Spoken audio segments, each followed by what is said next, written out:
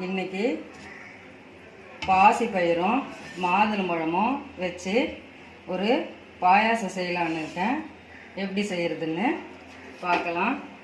இந்த டம்ளரில் 3 டம்ளர் தண்ணி ஊற்றிருக்கேன்.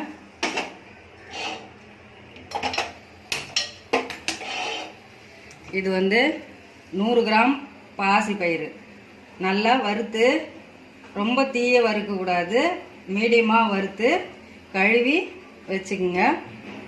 இந்த தண்ணி கொதிக்கும்போது இதை போட்டு வேக வைக்கணும். இப்போது பைத்தம்பருப்பு நல்லா வெந்திருக்கு. வேகும்போது ஒரு சிட்டிகை உப்பு போடணும், நிறையெல்லாம் போடக்கூடாது. ஒரே ஒரு சிட்டிகை. 100 கிராம் வெல்லம் எடுத்துருக்கேன், கரைச்சி ஊற்றுறேன்.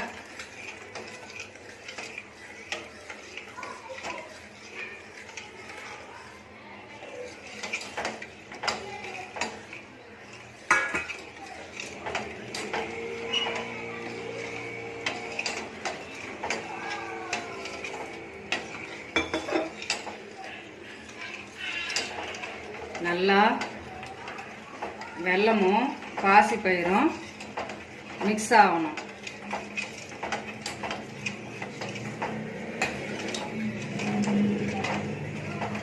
அடி பிடிக்காத கனமான பாத்திரமா வைங்க.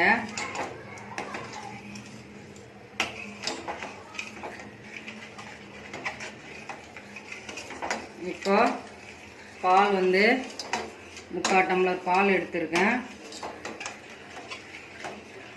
ஒரு 200 கிராம் பாலில் ஒரு 100 கிராம் தண்ணி ஊற்றி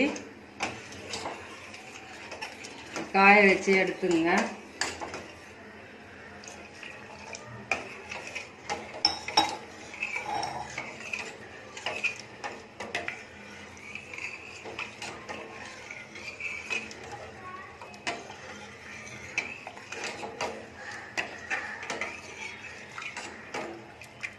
பால் ஊற்றி எல்லாம் நல்லா மிக்ஸ் ஆகணும்.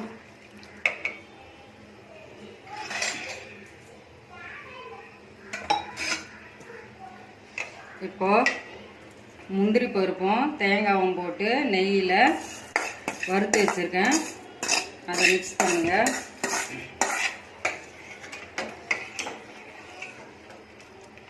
இதெல்லாம் இல்லாமல் கூட வெறும் ஏலக்காய் தூள் போட்டு கூட மாதுளம்பழம் மிக்ஸ் பண்ணி சாப்பிடலாம். இருந்தால் போடுங்க.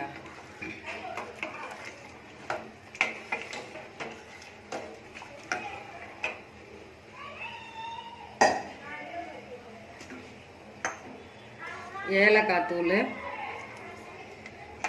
நீ லைட்டாக கொதிக்கட்டும். சூடாக இருக்கும்போது மாதுளம்பழம் போடக்கூடாது. இது கொதிக்க வச்சு ஆறுன பிறகு வதன்னு இருக்கும்போது தான் மாதுளம்பழத்தை மிக்ஸ் பண்ணணும். சூடாக இருக்கும்போது போட்டால் ரொம்ப நேரம் ஆயிடுச்சுன்னா குடிக்கும்போது கெட்டு போயிடும். கொதிச்ச பிறகு வதன்னு ஆன பிறகு ஆற வச்சு மாதுளம்பழத்தை போடுங்க.